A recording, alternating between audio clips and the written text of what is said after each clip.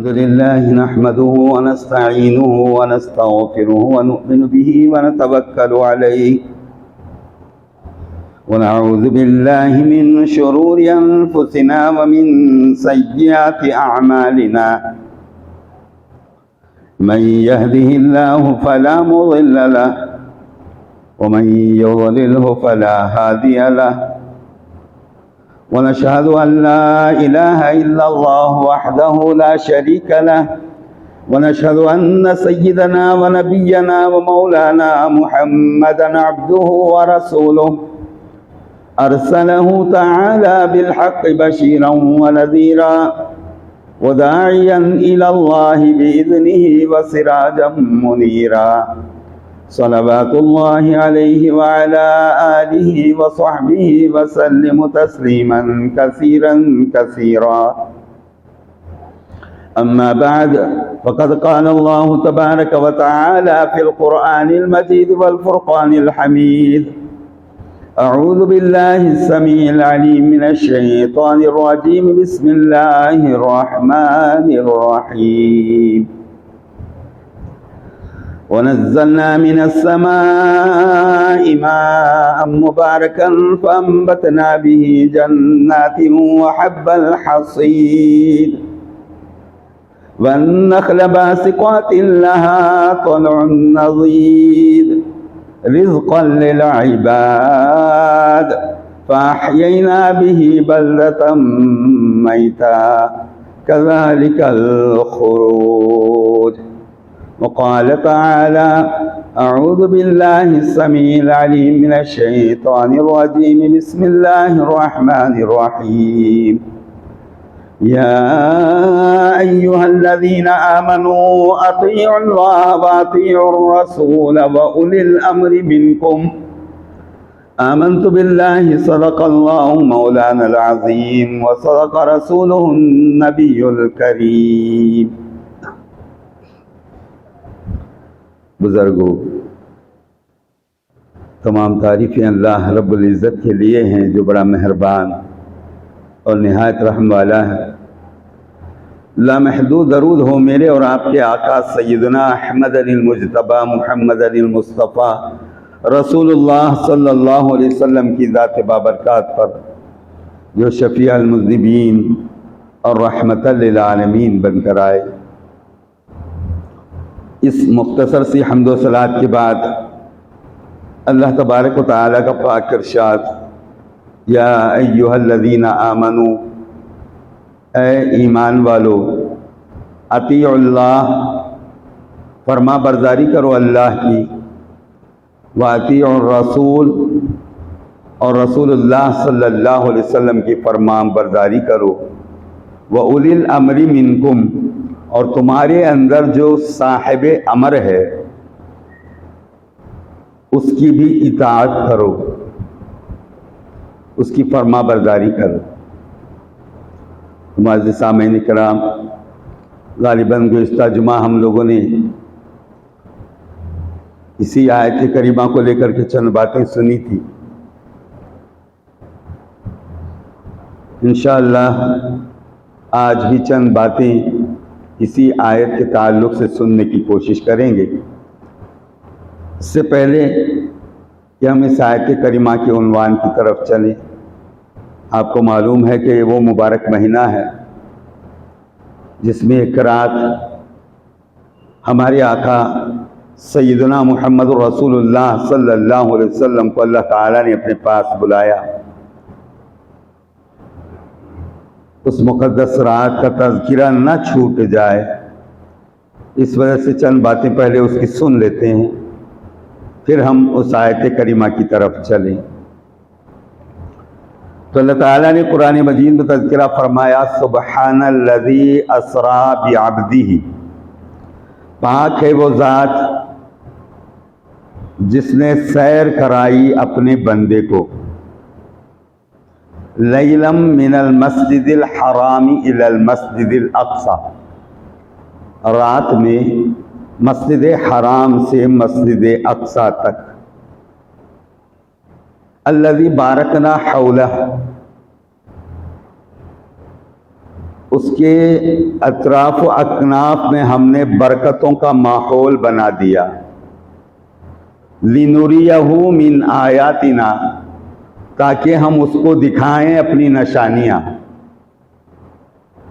اِنَّهُ هُوَ السَّمِيعُ الْبَصِيرُ، بے شک وہ سننے والا اور جاننے والا ہے. تو یہ وہ مبارک آیت ہے جب بھی شب معراج کی بات آتی ہے، حضور صلی اللہ علیہ وسلم کے سفر کی بات آتی ہے، تو یہ آیت پڑھی جاتی ہے جس میں اللہ تعالیٰ نے تذکرہ فرمایا پاک ہے وہ ذات جس نے سیر کرائی اپنے بندے کو ایک رات مسجد حرام سے مسجد اقصیٰ تک. اب یہاں پر لوگوں کا ایک ماحول بنتا ہے کہ قرآن میں لکھا گیا مسجد حرام سے مسجد اقصیٰ تک حضور صلی اللہ علیہ وسلم کو اللہ تعالیٰ نے پہنچایا. پھر بعد والے سفر کا کہاں تذکرہ ہے؟ تو اللہ تعالیٰ نے سورہ نجم کے اندر بہت ساری باتیں معراج کے بارے میں فرماتا ہے، اس کے اندر تذکرہ فرمایا ہے. انشاءاللہ مختصر سی باتیں ہم سنیں گے کہ وہ مبارک رات ہے جس کو اللہ تعالیٰ نے حضور صلی اللہ علیہ وسلم کو ایک سیر کرانا مقصود تھا، اور سیر اس وجہ سے کہ اللہ تعالیٰ اپنی نشانیاں دکھانا چاہتا ہے. تو لوگوں کے ذہن میں کچھ نقشے بنتے ہیں، ہر ایک علم و فنون کا بڑا ماہر ہوتا ہے، ہر کوئی یہ سمجھتا ہے ارے یہاں سے وہاں تک پہنچنے کا کیا ماحول ہے، اس کے اندر کیا کون سی ایسی نئی بات ہے. ہم نے شب معراج کی باتیں سنی، تو میں آپ لوگوں کے سامنے ذرا وضاحت کر لوں اس کی. اللہ تعالیٰ نے پاک ذات نے سیر کرائی اپنے بندے کو مسجد حرام سے مسجد اقصیٰ تک. سبب کیا تھا؟ تو اللہ نے فرمایا ہم اپنی نشانیاں دکھائیں گے. تو اللہ کی نشانیاں حضور کو دکھانا ہے. اب بعض لوگوں کا ذہن چلتا ہے جو بہت بڑے ادراک والے ہوتے ہیں کہ حضور صلی اللہ علیہ وسلم سے کیا چھپی ہوئی بات ہے وغیرہ وغیرہ. جیسے عارفین کی باتیں سننے کے بعد آدمی کا ذہن بنتا ہے، لیکن اللہ تعالیٰ جہاں فرماتا ہے وہ برحق ہے، اس کو سمجھنا بڑا کمال ہے. تو میں آپ لوگوں کے سامنے ایک چھوٹا سا تذکرہ کرتا ہوں، غالباً اگر آپ جانا ہے تو اس کو پرکھ لیں گے. اللہ تعالیٰ نے حضور صلی اللہ علیہ وسلم کو بھیجا ہے. جب حضور صلی اللہ علیہ وسلم دنیا میں جلوہ فرمائے ہیں، جب حضور صلی اللہ علیہ وسلم حضرت عبداللہ حضرت آمنہ کے گھر تشریف لائے ہیں، کیا وہ پہلی مرتبہ یا اس سے پہلے بھی ہوا؟ لوگ جانے پہلے. ایک عالم حضور کا ہے، اس عالم سے اس عالم کے اندر حضور صلی اللہ علیہ وسلم کا تشریف لانا اور بشری جامہ پہن کر لوگوں کے سامنے چلنا پھرنا، اس میں ظاہری علماء تو مغالطے میں پڑتے ہیں، لیکن جو اپنے آپ کو عارفین قرار دیتے ہیں وہ بھی مغالطے میں پڑ جاتے ہیں. ذہن رکھیں کہ انسان کو جہاں اللہ تعالیٰ نے جسم کے اندر پہنچایا ہے، دیکھیے ہم ہیں پہلے سے، لیکن ہم کو اللہ تعالیٰ نے اتنے سالوں کے بعد ایک جسم کے اندر داخل فرمایا اور جسم کے ساتھ ہم کو دنیا میں ظاہر فرمایا.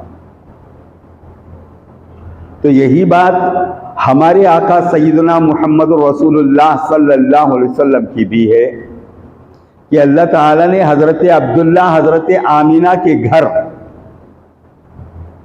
ایک نورانی بشری جامہ پہنا کر حضور کو حضرت عبداللہ حضرت آمنہ کے گھر پہنچا دیا.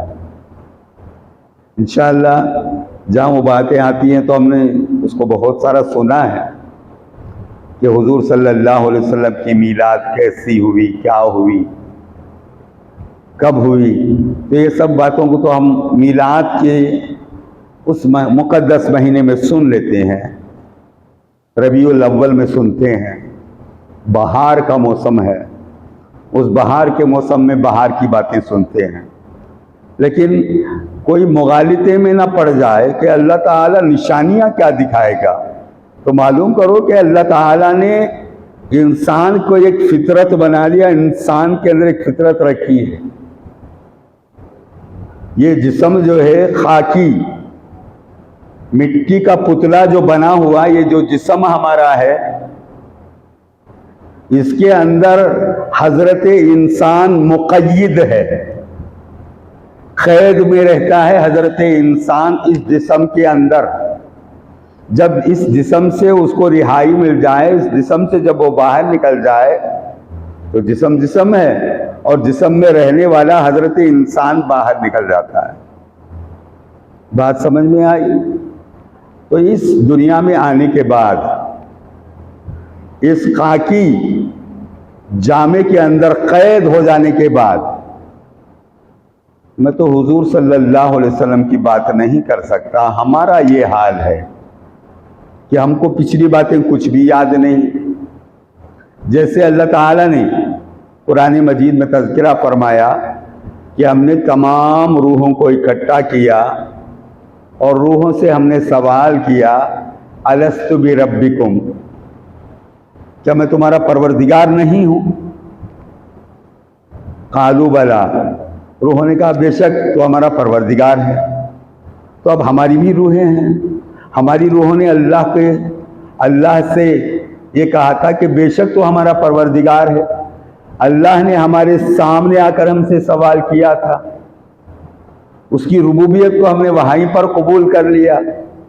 لیکن حضرت آدم کے بعد لاکھوں برس گزرے ہوں گے کہ اب اس دور میں ہم ایک جسم کے اندر داخل ہو کر یہاں آئے ہیں۔ تو جب یہاں پر آ گئے ہیں تو ہم کو پچھلی باتیں یاد نہیں ہیں، نہ ہم کو آگے کا کچھ معلوم ہے، نہ پیچھے کا کچھ علم ہے۔ بھولا بسرا انسان بنا دیا پروردگار نے انسان کو۔ تو یہاں آ جانے کے بعد جیسے ہم کو وہ سب باتیں یاد نہیں رہتی ہیں، تو اب ہم کو دیکھنا پڑتا ہے۔ ہم اس دنیا کو دیکھتے ہیں تو جب ہم نے دیکھا کسی چمک کو، جیسے کہ حضرت ابراہیم علیہ السلام کا تذکرہ قرآن مجید میں ملتا ہے کہ حضرت ابراہیم علیہ السلام نے ایک تارے کو دیکھا اور کہا کہ ہو سکتا ہے کہ میرا رب ہو۔ پھر جب وہ غروب ہو گیا، انہوں نے کہا کہ نہیں، یہ تو میرا رب نہیں ہو سکتا۔ پھر انہوں نے چاند کو دیکھا، خیال کیا کہ اس سے ذرا بڑا ہے اور زیادہ چمک بھی رکھتا ہے، غالباً یہ میرا خدا ہوگا، لیکن وہ بھی غروب ہو گیا۔ جب سورج نکل آیا تب ان کو خیال ہوا، ارے یہ تو سب سے بڑا ہے، ہاذا ربی ہاذا اکبر، ہاں یہی میرا رب ہے، یہ سب سے بڑا ہے۔ لیکن جیسے ہی وہ غروب ہو گیا تو انہوں نے کہا فلما فلا، ایسا ہرگز نہیں ہو سکتا ہے، اس کو چلانے والی جو ذات ہے وہ میرا پروردگار ہے جس پر میں ایمان رکھتا ہوں۔ یہ تذکرہ قرآن مجید میں حضرت ابراہیم علیہ السلام کا ملتا ہے۔ ہم ان کی ملتیں ہیں، تو ہم کو قرآن کا ہر نقشہ سمجھنا ہوگا کہ ہم دنیا میں آنے کے بعد ہمارے اوپر بھی یہی حال ہے۔ ہم کو لوگوں نے بچپن میں، ہمیں والدین نے ہمیں تعلیم دی، سکھلایا، دیکھو وہ سورج ہے، وہ چاند ہے، وہ تارے ہیں، وہ اوپر جو ہے اس کا نام آسمان ہے، نیچے زمین ہے، یہ کھانے پینے کی چیزیں ہیں، یہ اچھی چیز ہے، یہ بری چیز ہے۔ تو پہلے والدین کی جو تعلیم و تربیت کے اندر اولاد پلتی بڑھتی ہے، جن کی شان میں اللہ تعالیٰ نے فرمایا کہ وہ تمہارے مربی ہیں، تمہاری تربیت دینے والے، ربیانی، جیسا کہ اس آیت کے اندر یہ لفظ آیا کہ بچپن میں انہوں نے میری تربیت دی، تو معلوم ہوا کہ رب کا معنی تربیت دینے والے کا ہوتا ہے۔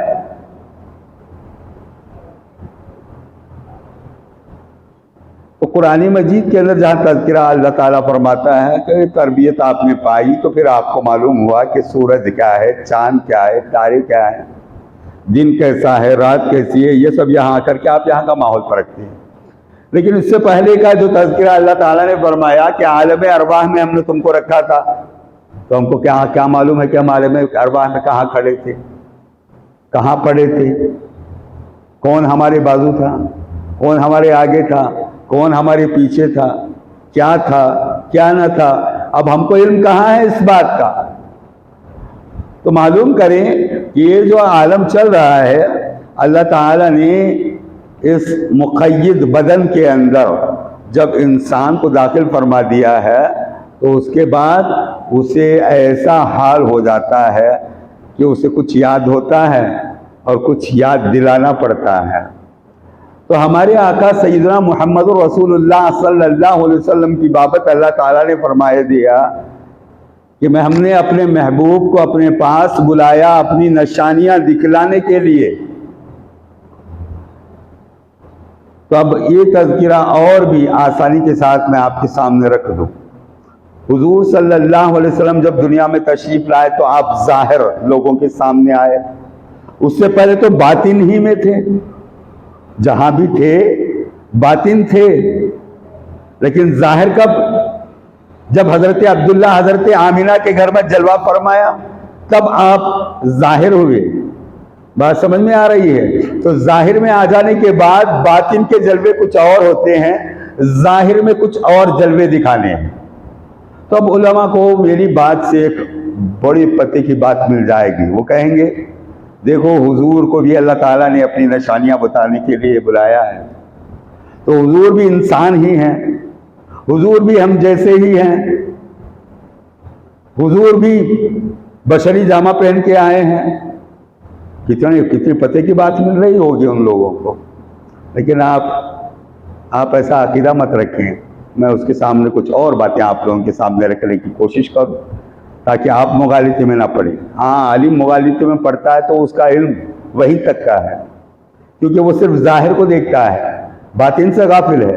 جو ظاہر اور باطن کو دیکھنے والا ہے، جیسا کہ گزشتہ جمعہ بھی میں نے آپ لوگوں کے سامنے اس آیت کا تذکرہ کیا، ان چار پہلوؤں کو لے کر کے اگر کوئی پرکھنے والا ہوگا تو اسے قرآن سمجھ میں آئے گا، جس کو یہ پہلو نہیں ملتے وہ قرآن سے خاسر ہو جائے گا۔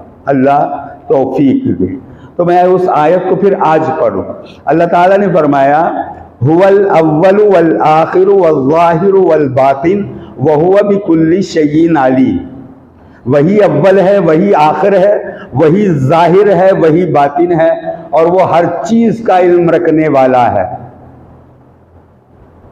اللہ اول بھی، آخر بھی، ظاہر بھی، باطن بھی۔ تو اس کے جو چار ناموں کو اللہ تعالیٰ ملا کر کے بندوں کے سامنے بیان کرتا ہے تو اس کا کچھ مقصد ہے۔ تم اول اور آخر کو پرکھو، ظاہر اور باطن کو پرکھو، تاکہ تم کو تمام باتوں کا علم آ جائے، وگرنہ تم صرف ظاہر کو دیکھتے رہ جاؤ گے۔ جیسا کہ نعوذ باللہ بعض علماء سے آپ نے سنا بھی ہوگا کہ ہمارے آقا سیدنا محمد رسول اللہ صلی اللہ علیہ وسلم ایک مرتبہ حاجت کے لیے گئے ہیں، ایک صحابی پانی لے جا کر کے پہنچائے ہیں،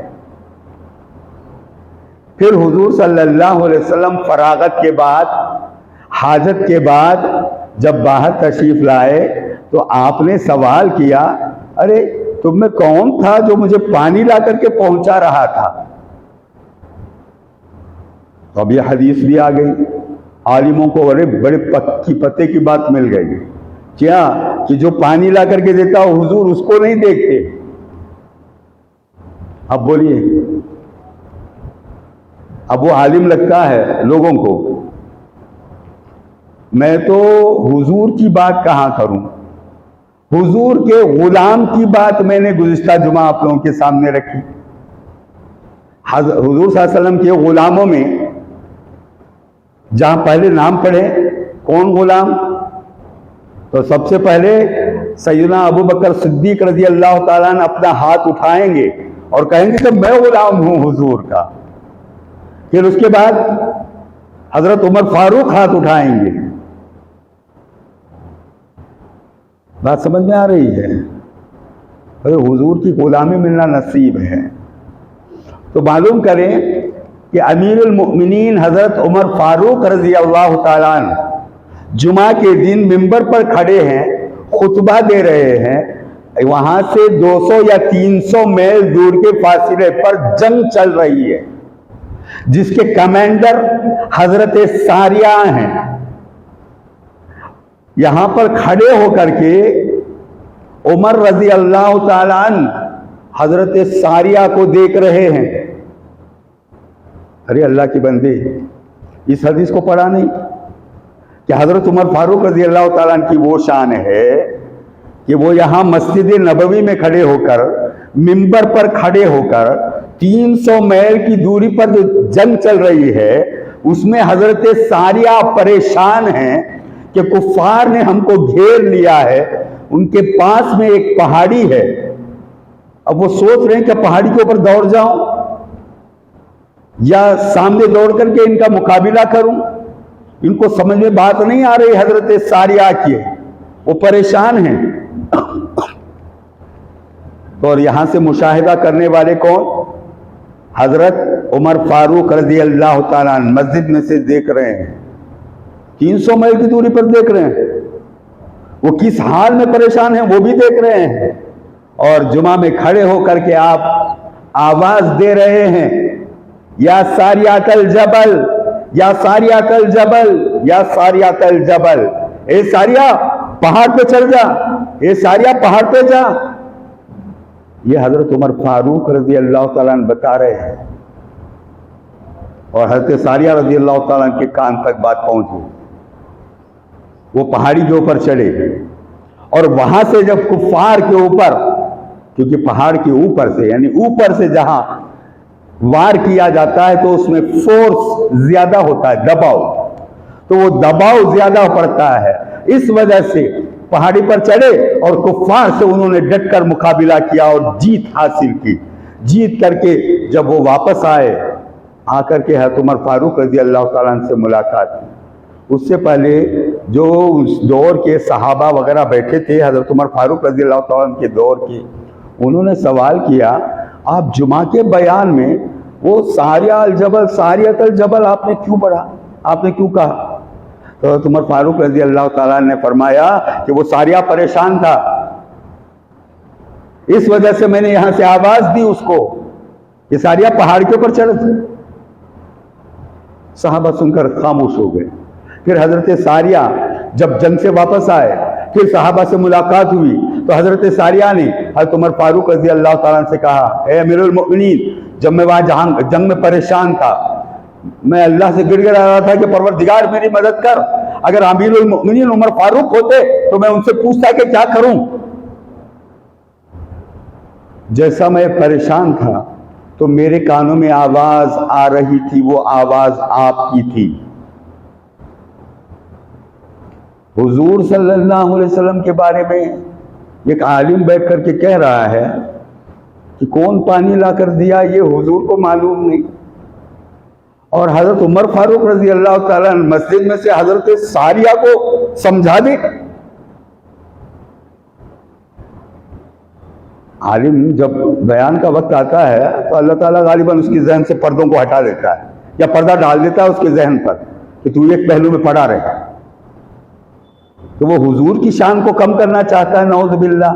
حضور صلی اللہ علیہ وسلم کی وہ بصارت کہ حضور صلی اللہ علیہ وسلم مدینہ منورہ میں کھڑے ہوئے ہیں صحابہ کے ساتھ اور آپ نے فرمایا قسم پروردگار کی جس کے قبضے میں محمد کی جان ہے، میں دیکھ رہا ہوں آسمانوں کے اوپر کہ ابھی جبرائیل علیہ السلام وہاں سے وحی لے کر نکل رہے ہیں. پانی لانے والی کی خبر نہیں. اور ساتوں آسمانوں کے اوپر جو جبرائیل علیہ السلام اللہ کا پیغام لے کر وہاں سے نکل رہے ہیں وہ حضور یہاں سے دیکھ رہے ہیں. اب ایک عالم کو کون سمجھائے گا کہ تو نے مغالطے میں تو غلطی میں پڑ گیا. دیکھیے کسی کو انعام دینا ہوتا ہے، کسی کی خدمت کو لوگوں کے سامنے بیان کرنا بھی ایک شان. کوئی پھول لا کر کے دے، پھول تنہائی میں لا کر کے دے دیا یا چھپ کر کے پھول دے کر کے چلا گیا. ارے بھائی ہمارے لیے پھول کون لایا؟ جانتے ہیں کہ کون لایا، لیکن لوگوں کے سامنے اس کا تذکرہ کریں. وہ کہے کہ ہاں میں لایا، تو 4 لوگوں کے سامنے وہ عزت والا قرار دیا جائے گا، اسے انعام دیا جائے گا. اس نسبت سے حضور صلی اللہ علیہ وسلم نے فرمایا تھا. لیکن یہ علماء جو آج کے بیٹھے ہیں وہ لوگوں کے ذہنوں کو اتنا خراب کر رہے ہیں کہ اللہ کے رسول کے بارے میں اتنا ہی جانتے ہو کیا؟ اپنی مرضی سے زندگی بسر کرو، یہاں چلے جاؤ گے. اگر تمہاری مرضی سے تم لوگوں کو زندہ رہنا ہے تو پھر پروردگار کائے کا کون ہے؟ وہ تمہارا اللہ. ہمارا کیا اللہ ہمارا؟ وہ تو مالک ہے جس کے قبضے میں تمہاری سانس چل رہی ہے. تم مت بولو. تو ہم نے لوگوں کو اپنا مالک بنا لیا ہے. یہی تو بات ہے کہ ہماری زبان سے نکلتی ہے تو کڑوی ضرور لگتی ہے لوگوں کو، چاہے لگ جائے. میں تو یوں کہتا ہوں کہ آدمی ہے، اس کا کاروبار اس کا مالک بن گیا، اس کا بیوپار اس کا مالک بن گیا، اس کا پیسہ اس کا مالک بن گیا، اس کی بیوی اس کا مالک بن گئی، اس کے بچے اس کے مالک بن گئے. ارے مالک الملک کو تو جانو کہ وہ تمہارا کون ہے. تم سمجھتے ہو کہ یہ بیوی، یہ بچے، یہ کاروبار، یہ پیسہ، یہ مال، یہ دولت یہ تمہارا ہے.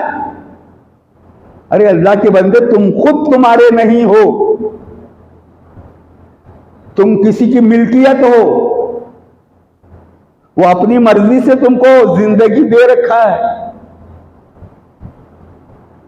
اب چلیں کہ آگے چلوں کہ حضور صلی اللہ علیہ وسلم کی معراج کے بعد تذکرہ کرنا جہاں چاہا میں نے، تو اس آیت کو پڑھا. تو آیت کے پڑھنے کے بعد لوگوں کے ذہن میں سوال ہوگا کہ حضور صلی اللہ علیہ وسلم کو نشانیاں کیوں دکھانا؟ باطن میں جو نشانیاں حضور پر ظاہر کی اللہ تعالیٰ نے وہ ظاہر کی، لیکن حضور صلی اللہ علیہ وسلم کو اس جسم میں پہنچا کر حضرت عبداللہ حضرت آمینہ کے گھر میں پیدا کر کے 40 برس پہنچانا، پھر وہاں سے ایک رات جو کہ شب معراج کی ہے اس رات بلانا تاکہ ظاہری نشانیاں دکھائی جائیں. باطنی میں جو نشانیاں تھیں وہ ظاہر تھی، اب ظاہر میں ملیں گے. اس سے پہلے کبھی حضور ظاہر ہوئے تھے؟ نہیں. جب حضور صلی اللہ علیہ وسلم میلاد کے دن ظاہر ہو گئے تو اس کے بعد ظاہر کا ہے. تو اب یہ باطن اور ظاہر کو سمجھے بغیر علماء ان کے ذہن خراب کرتے ہیں اور مسلمانوں کا عقیدہ خراب کرتے ہیں. اللہ ہم مسلمانوں کو سمجھنے کی توفیق دے. میں اور آگے چلوں. اب ان لوگوں کو تو بڑا اچھا موقع مل گیا کہ کہتے ہیں کہ حضور ہم جیسے ہیں. ارے خدا کے بندے، حضور تجھ جیسے کیسے؟ 2 ہاتھ، 2 پاؤں، 2 آنکھ، یہ دیکھتا ہے جسم کو دیکھ کر کے. تو جسم سمجھتا ہے اپنے آپ کو. جس روز تیرے جسم سے تجھ کو باہر نکالیں گے اس روز تجھ کو دکھائیں گے کہ تو کون تھا. تو صرف جسم نہیں ہے. اور آگے چلوں. حضور صلی اللہ علیہ وسلم کیا ہے؟ جو جسم مبارک ہے اس جسم مبارک کے ساتھ حضور صلی اللہ علیہ وسلم ام ہانی کے گھر آرام فرما ہے. رات کا موقع تھا، جبرائیل علیہ السلام تشریف لائے. بعض لوگ کہتے ہیں کہ آدھی رات کے بعد. میں کہتا ہوں نہیں، کوئی ایسی سند نہیں ہے کہ آدھی رات کے بعد. جب رات شروع ہوئی وہیں سے ہو سکتا ہے کہ وہ عشاء کے بعد فوراً ہو یا گھنٹوں میں گنے، 9 بجے، 10 بجے، 11 بجے کا معاملہ ہو. آپ تو 12 کی بات کر رہے ہو، آدھی رات کے بعد. الغرض حضور صلی اللہ علیہ وسلم کو جگانے کے لیے جبرائیل علیہ السلام کو اللہ نے بھیجا حضور صلی اللہ علیہ وسلم کو جگانا چاہا، لیکن حضور صلی اللہ علیہ وسلم آرام فرما ہے۔ اور حضور کیسے آرام کرتے ہیں یہ بھی جانو۔ حضور صلی اللہ علیہ وسلم سوتے ہیں۔ کیسے سوتے ہیں؟ آپ کی طرح فرشتے آتے ہیں حضور صلی اللہ علیہ وسلم کی بارگاہ میں اور کہتے ہیں کیا یہ وہی ہے جس کی آنکھیں سوتی ہے اور جس کا دل نہیں سوتا؟ آپ جانتے ہیں حضور کی شان۔ جبرائیل علیہ السلام تشریف لائے ہیں، حضور صلی اللہ علیہ وسلم کی آنکھیں بند ہیں، دل جاگ رہا ہے، کون آیا ہے دل سے آپ دیکھ رہے ہیں، لیکن حضور صلی اللہ علیہ وسلم آرام فرمائے ہیں۔ جبرائیل کی مجال نہیں کہ وہ جائیں جگائیں حضور کو۔ اللہ نے فرمایا کہ جبرائیل تم جاؤ میرے محبوب کو میرے پاس لاؤ، یہ حکم لے کر کے آئے ہیں، اب جگانے کے لیے پریشان ہیں، کیا کروں کیسے جگاؤں؟ کسی کو نیند میں سے جگانا گناہ ہوتا ہے۔ ارے حضور کو اگر میں نیند میں سے جگا دوں تو اللہ تعالیٰ نہیں چھوڑے گا۔ اب سوچ رہے ہیں جبرائیل علیہ السلام اور پکار رہے ہیں پروردگار کیا کروں؟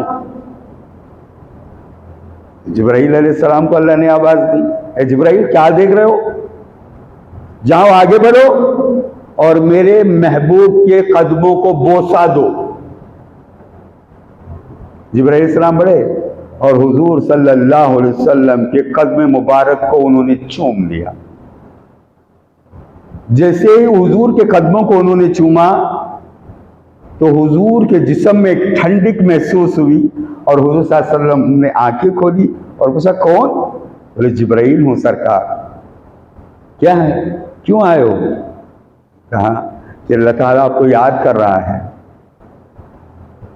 حضور صلی اللہ علیہ وسلم نے فرمایا تھوڑا انتظار کر لو میں ذرا وضو کر دوں۔ حضور صلی اللہ علیہ وسلم اٹھے اور آپ نے وضو فرمایا اور جبرائیل علیہ السلام کے ساتھ نکل گئے۔ جب پہنچے مسجد اقصیٰ وہاں پر دیکھا کہ تمام انبیاء کی کا گروہ کھڑا ہے۔ جبرائیل علیہ السلام نے فرمایا یا رسول اللہ آپ امام ہیں، آپ نماز پڑھائیں۔ تو حضور نے نماز پڑھائی۔ پھر تمام پیغمبروں کو چھوڑ کر کے حضور صلی اللہ علیہ وسلم نے آسمانی سفر شروع کیا۔ پہلا آسمان، دوسرا آسمان، تیسرا آسمان، چوتھا آسمان، پانچواں، چھٹا، ساتواں آسمانوں کی سیر ہو گئی، اس کے اوپر جا رہے ہیں۔ یہ جگہ ایسی آئی جسے کہتے ہیں سدرۃ المنتہا۔ جب وہاں پہنچے تو جبرائیل علیہ السلام ٹھہر گئے۔ حضور نے فرمایا جبرائیل ہمارے ساتھ چلو۔ تو حضور نے فرمایا یا رسول اللہ صلی اللہ علیہ وسلم اس کے آگے تو صرف آپ جا سکتے ہیں، یہ تو منتہا ہے، انتہا ہو گئی، اس سے زیادہ تو آگے میں نہیں جا سکتا ہوں۔ اگر آگے بڑھوں گا تو آپ کے نور سے میرے پر جل جائیں گے۔ پھر حضور صلی اللہ علیہ وسلم سے جبرائیل علیہ السلام سے کہا اگر کچھ معروضہ پیش کرنا چاہتے ہو تو بولو، کیونکہ میں تمہارا قرضدار بھی ہوں، میں تمہارا قرضدار بھی ہوں۔ جبرائیل علیہ السلام نے پوچھا یا رسول اللہ آپ میرے قرضدار کب سے بن گئے؟ تو حضور نے فرمایا جب ابراہیم علیہ السلام کو آگ میں پھینکا گیا تھا یاد ہے؟ میں نے کہا ہاں یا رسول اللہ یاد ہے۔ تو جب وہ آگ میں پڑ رہے تھے تو تم نے کیا کہا تھا کہ ابراہیم خلیل اللہ اگر اللہ کی بارگاہ میں سب سے پہلے پہنچنے والا ہوں، مجھ سے پہلے کوئی نہیں پہنچ سکتا، اگر کچھ بولنا چاہتے ہو اللہ کی بارگاہ میں بولو، میں جا کے اللہ کو پیغام پہنچا دوں۔ تو جب تم ابراہیم علیہ السلام سے کہہ رہے تھے اس وقت میں انہی کے اندر تھا، تو اب وہ قرضہ مجھ پر آ گیا۔ تو اے جبرائیل آج میں اس مقام پر جاتا ہوں جہاں کوئی نہیں پہنچتا، اگر تم کچھ معروضہ پیش کرنا چاہتے ہو اللہ کی بارگاہ میں بولو، میں جاؤں اللہ کی بارگاہ میں تمہارا معروضہ پیش کر دوں، تمہاری عرضی پیش کر دوں۔ تو جبرائیل علیہ السلام بڑا دانا ہوشیار فرشتہ، اس نے کہا یا نبی اللہ میری عرضی ہے، میرا پیٹیشن ہے اللہ کی بارگاہ میں رکھنے کا۔ کیا ہے؟ کہا کہ یا رسول اللہ صلی اللہ علیہ وسلم جب آپ کی امت آئے، جب آپ کی امت حشر کے دن پل صراط پر آئے گی تو اس وقت اللہ تعالیٰ سے مجھے اتنی اجازت مل جائے کہ میں اپنا پر پھیلاؤں اور آپ کی امت اس پر سے چلی آئے۔ کوئی سمجھے ان باتوں کو؟ یہ معراج کا واقعہ ہے۔ جب حضور صلی اللہ علیہ وسلم پہنچے ہیں تو جسم یہاں چھوڑ کر نہیں گئے ہیں۔ ہم اپنے جسموں کے ساتھ یہی سڑے پڑے رہتے ہیں۔ ہم جیسے حضور کیسے ہو سکتے ہیں؟ حضور کا ظاہر وہ ہے کہ عرش پر آپ کے نالین مبارک کا پہنچنا، حضور صلی اللہ علیہ وسلم کے مبارک جوتے عرش اعظم پر۔ کون ہے جو حضور کی شان کو سمجھ سکے؟ اور یہ عالم بیٹھا، بہت بڑی پگڑی باندھی، ایک بڑا جمگٹا بنا لیا اور لوگوں سے کہہ رہا ارے حضور تو ہم جیسے ہیں، قرآن میں آیت ہے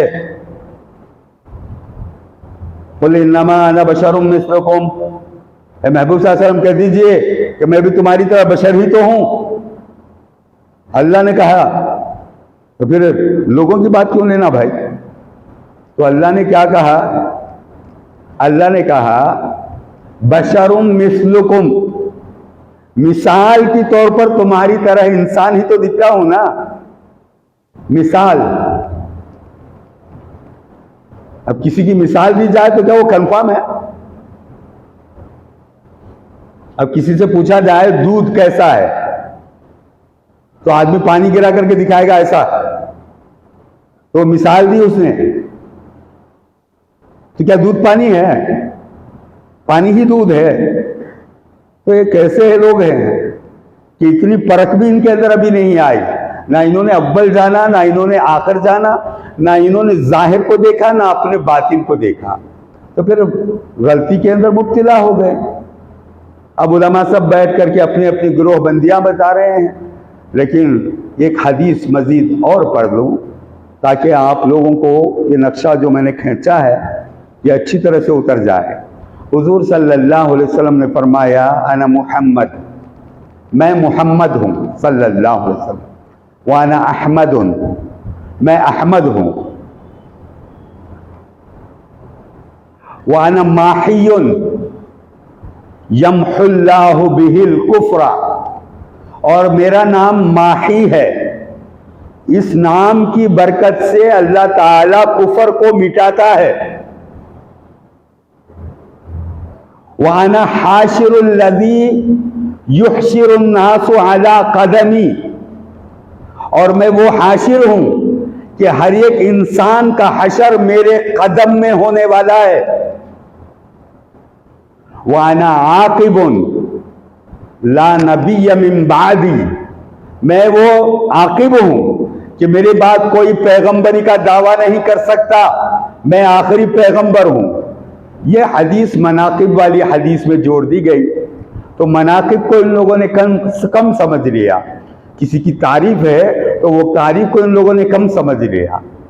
اللہ کے بندے، یہاں سے حضور فرما رہے ہیں کہ مرنے کے بعد جب تم کو اٹھایا جائے گا تو تم سب کو میرے قدم میں اٹھنا ہے۔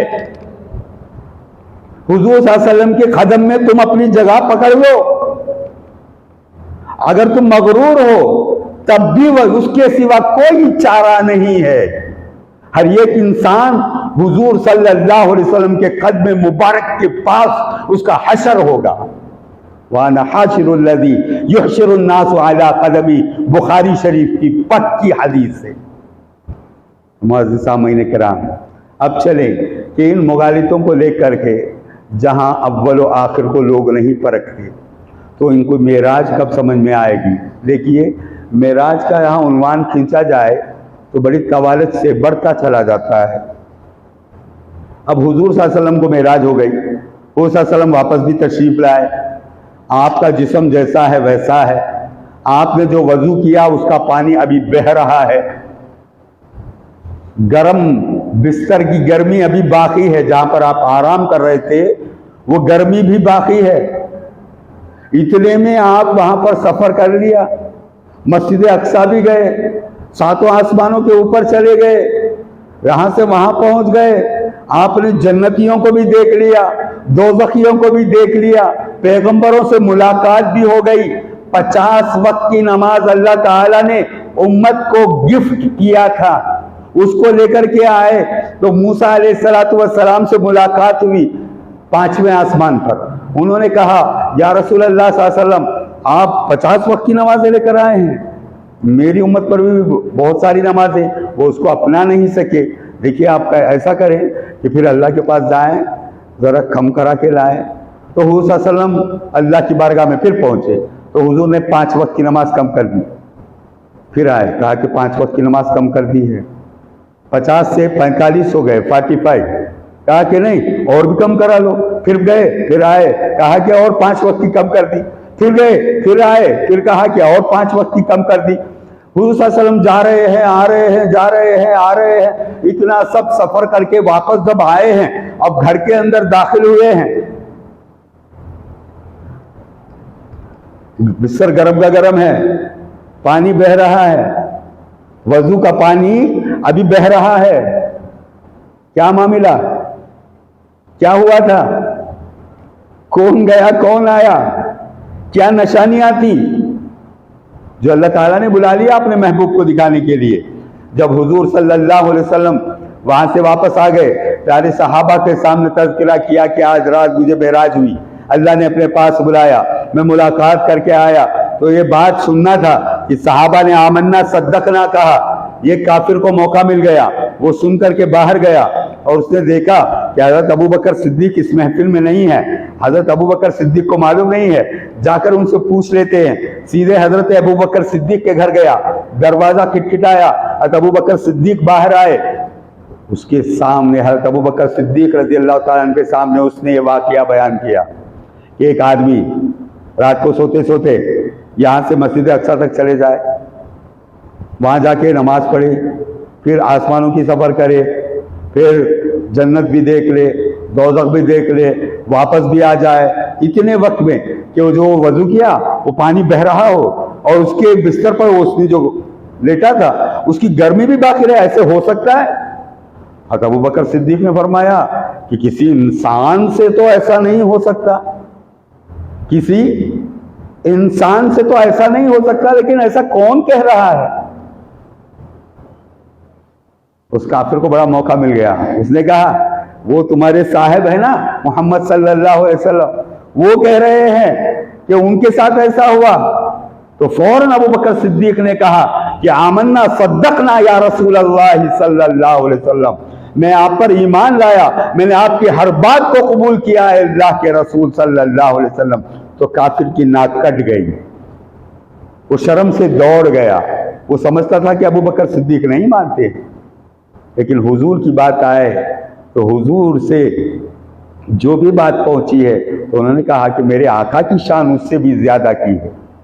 تو معزز سامعین کرام, جب صحابہ پہنچے حضور صلی اللہ علیہ وسلم سے ملاقات کیے تو آپ نے پورا تذکرہ کیا, اللہ سے ملاقات کا تذکرہ کیا.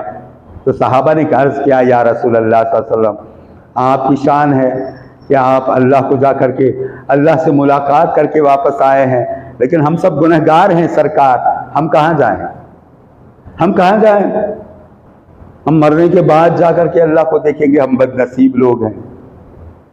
تو حضور علیہ السلام نے فرمایا, دیکھیے اس حدیث کی سندیں لوگ پوچھیں گے, ذہن میں رکھیے گا, میں لے کر کے آتا ہوں.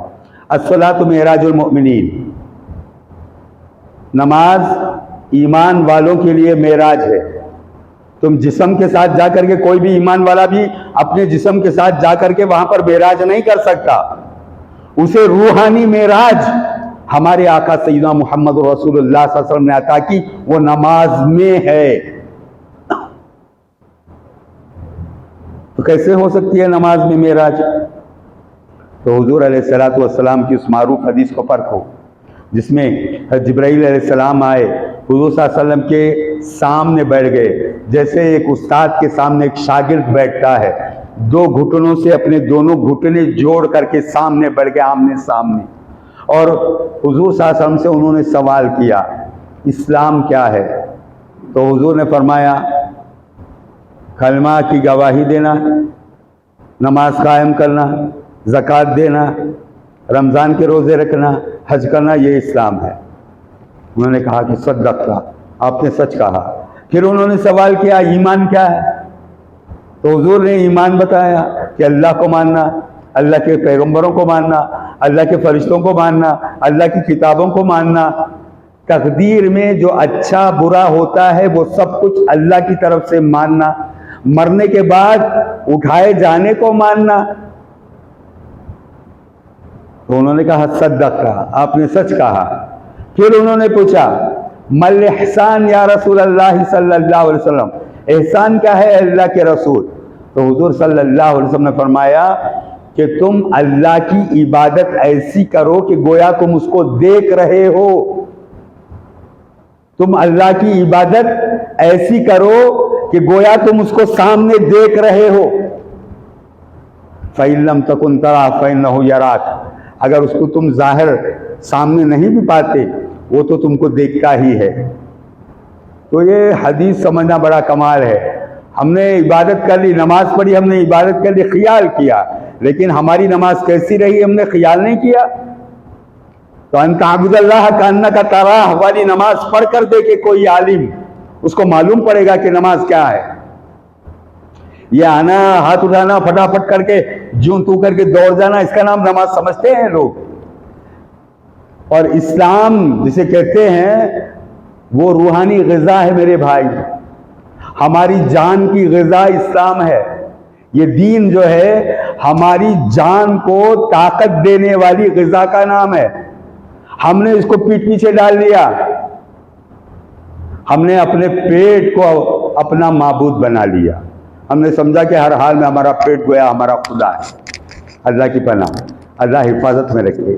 تو میں عرض کرتا چلوں کہ یہ رجب کے مہینے کی جو 26ویں تاریخ آتی ہے، وہ گزرنے کے بعد جو 27ویں رات لگتی ہے، یعنی چہارشنبہ اور جمعرات کی درمیانی رات جو آ رہی ہے ہمارے سامنے، وہ رات معراج کی رات ہے۔ اگر کوئی معراج پانا چاہے تو اس رات کھڑا ہو، وہ بھی اللہ کی بارگاہ میں دعا کرے کہ مولا حضور کو تو نے معراج سے نوازا ہے، اور حضور نے جو معراج ہمیں عطا کی ہے وہ معراج کو تو ہمارا حق بنا دے، ہم کو بھی وہ عطا کر دے پروردگار۔ ہم ایسے قابل نہیں کہ ہم وہاں آئیں، ہم یہیں پر کھڑے کھڑے تیرے سامنے بھیک مانگتے ہیں اللہ۔ تو یہ بھیک مانگنے کا کام کر لو۔ تو معزز سامعین کرام، بعض لوگ کہتے ہیں کہ شب معراج کو کوئی نماز پڑھنا درست نہیں، یہ بدعات ہے، ضلالات ہے، گمراہی ہے۔ ان کو تو اٹھے تو بدعت ہے، بیٹھے تو بدعت ہے، کھڑے تو بدعت ہے، ہر قسم کی بدعت ان عالموں نے نکالی ہے۔ یہ بدعت سے بے خبر لوگ ہیں۔ انشاءاللہ اگر اللہ حیات بخشے تو اگلی صحبتوں میں آپ لوگوں کے سامنے کفر، شرک، بدعت، ضلالت یہ سب آپ کے سامنے کھول رکھوں گا، لیکن ان باتوں کو ذہن میں رکھیے گا کہ میں نے جس عنوان کو پڑھا تھا اس عنوان کی طرف اب چلے جاتے ہیں۔ معراج کی رات ہے، کوشش کریں، دعا کریں اللہ سے کہ اے اللہ وہ صاحب معراج ہیں، تو ان کی معراج ہم کو کرا دے۔ اے اللہ وہ صاحب معراج ہیں، ان کو تو نے اپنی معراج کروا دی ہے، اتنا تو کر پروردگار کہ ہم صاحب معراج کی معراج کر لیں، ہم صاحب معراج کی معراج کر لیں۔ انہوں نے تجھ کو دیکھا ہے، ہم ان کو دیکھ لیں جو تجھ کو دیکھ آئے ہیں۔ تو معلوم کرے کہ کعبۃ اللہ کو کوئی دیکھ کر آتا ہے، اس پر کوئی شیر گھڑ دے تو اس کے اوپر بڑی باتیں چلتی ہیں۔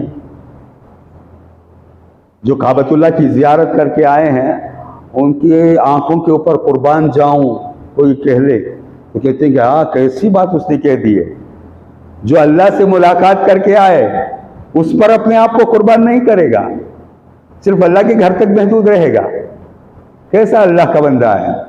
کہ تم عزیز سامعین کرام، اس آیت کو جو میں نے آج پڑھا ہے، گزشتہ جمعہ اس عنوان سے میں نے بہت ساری باتیں آپ لوگوں کے سامنے رکھی ہیں، پھر انشاءاللہ کچھ باتیں آپ لوگوں کے سامنے رکھنے کی کوشش کروں۔ اب یہ جو دانائی کی باتیں آپ سن رہی ہیں، حکمت کی باتیں سن رہی ہیں، معراج کی باتیں سن رہے ہیں، تو یہ تمام باتوں کا تذکرہ کرنے کے لیے والراسخون فی العلم کا ہونا ضروری ہے، علم کا راسخ ہونا ضروری ہے۔ جو اول و آخر نہیں دیکھتا، آگے پیچھے دیکھتا نہیں، جو اوپر نیچے جانتا نہیں، وہ عالم بن بیٹھا ہے، وہ لوگوں کو بنا رہا ہے، دیکھو فتوے لگا رہا ہے، تم نے بتیاں جلائی تم دوزخ میں چلے جاؤ گے، تم نے الفاتحہ کہی دوزخ میں چلے جاؤ گے، تم نے وہ مٹھائی کھا لی تو دوزخ میں چلے جاؤ گے۔ ارے اللہ کے بندے، اللہ کے رسول سے اس کا کیا لینا دینا؟ نہ عود بتی میں شرک ہے، نہ پھولوں میں شرک ہے، نہ مزاروں سے شرک ہے، نہ مٹھائی کھانے سے شرک ہے، نہ الفاتحہ پڑھنے سے شرک ہوتا ہے۔ شرک کہتے ہیں اللہ کو چھوڑ کر، اللہ کو چھوڑ کر کسی اور کو خدا بولنا، اللہ کے برابر کسی کو کرنا۔ کیا آپ نے کبھی ترازو نہیں پکڑی؟ کبھی آپ نے ترازو نہیں دیکھی؟ کانٹا برابر ہونا، ذرا کم تو کم ہے، جو بڑھ گیا وہ بڑھ جائے گا۔ یاد رکھیں، اللہ کے برابر ہو سکے کائنات کے اندر کوئی نہیں ہے۔ ہمارا پروردگار ایسا ہے جس کا کوئی شریک نہیں ہے، وہ وحدہ لا شریک۔ ہم جیسے مانتے ہیں ایسے مانو۔ تم جس کو بتا رہے ہو وحدہ لا شریک، تو تم تو وہ وحدت کو تم دو ٹکڑے بنانے والے لوگ ہو۔ وحدانیت کے تم نے دو ٹکڑے بنائے ہیں۔ لا الہ الا اللہ محمد الرسول اللہ، اس کی گواہی دینا وحدانیت ہے، یہی توحید ہے۔ لوگوں نے توحید کے ٹکڑے کر دیے، لا الہ الا اللہ کو الگ کر دیا، محمد الرسول اللہ کو الگ کر دیا، اور کہا کہ یہ توحید ہے۔ ہاں تو ایسا لگ رہا ہے کہ ایک پیر کا آدمی ہے، اس کو اللہ نے دو پیر دیے۔ یہ کہاں والا ہے؟ دجل رکھنے والا۔ اللہ نے اس کی دو آنکھیں دی ہیں، پھر بھی یہ دجل کی طرف جا رہا ہے۔ اللہ انسان کو فہم دے۔ دین دیکھنے میں تو آسان ہے، بہت مشکل بھی ہے، لیکن جہاں انسان تل جاتا ہے کہ میری نماز، میری قربانی، میرا زندہ رہنا، میرا مرنا سب کچھ اللہ کے لیے ہے، میں اپنے آپ کو اللہ کے لیے قربان کر رہا ہوں، اس بات پر جب تل کر کے پیر رکھتا ہے تو اللہ تعالیٰ اسے دین آسان کر دیتا ہے۔ ہمارے اندر کسے شوق ہے کہ اللہ کے لیے قربان ہو جائیں؟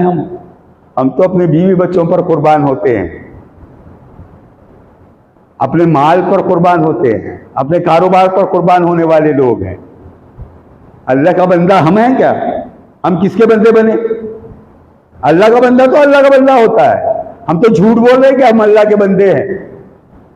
تو اپنے دلوں کو پاک کرو، بولو اللہ سے پروردگار مجھے تیرا بندہ بنا لے، میرے اندر طاقت نہیں ہے، میں بدل جا سکتا ہوں، لیکن تو میرا مالک ہے پروردگار، تیری طرف مجھے کر لے یا اللہ۔ گڑ گڑاؤ اس کے سامنے ندامت کے آنسو بہاؤ تاکہ وہ پروردگار تم پر رحم فرمائے۔ تمہارے سامعین کرام، وقت کی قلت ہے، میں نے جس آیت کو پڑھا اس آیت کے اندر یہ باتیں ضرور آتی ہیں کہ ایمان والو اطاعت کرو اللہ کی، اللہ کے رسول کی اور صاحب امر کی۔ اللہ بھی ہے، اللہ کے رسول کی بھی فرما برداری کرنا ہے، اور اولی الامر کی بھی فرما برداری کیوں کرنا ہے؟ اولی الامر تمہارے اندر ہے۔ کون ہے تمہارے اندر؟ تو بعض لوگوں نے کہا کہ وہ جماعت کے امیر ہیں، کسی نے کہا نہیں جو بادشاہ وقت ہے وہ ہے۔ تو اللہ کے بندو اولی الامر کو پہچانو۔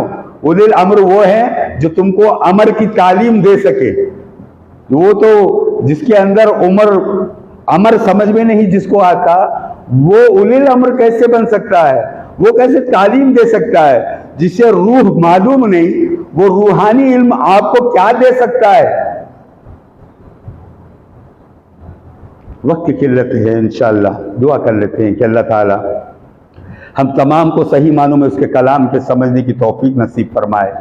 میرے اور آپ کے آقا سیدنا محمد رسول اللہ صلی اللہ علیہ وسلم کی بے پایہ محبت ہمیں نصیب فرمائے۔ حضور صلی اللہ علیہ وسلم کے صدقے میں اللہ ہمارے گناہ کبائر و صغائر کو معاف فرمائے، اور آپ صلی اللہ علیہ وسلم کے طفیل ہم تمام کو اللہ والوں کی صحبت نصیب فرمائے، اور ان اللہ کے نیک بندوں سے اللہ تعالی ہم تمام کو فیضیاب فرمائے۔ وآخر دعواہم ان الحمد للہ رب العالمین۔ بارک اللہ لنا ونفعنا وإیاکم بالآیات والذکر الحکیم، انہ تعالی جواد کریم، ملک القدیر، بر الرؤوف الرحیم ورب حلیم۔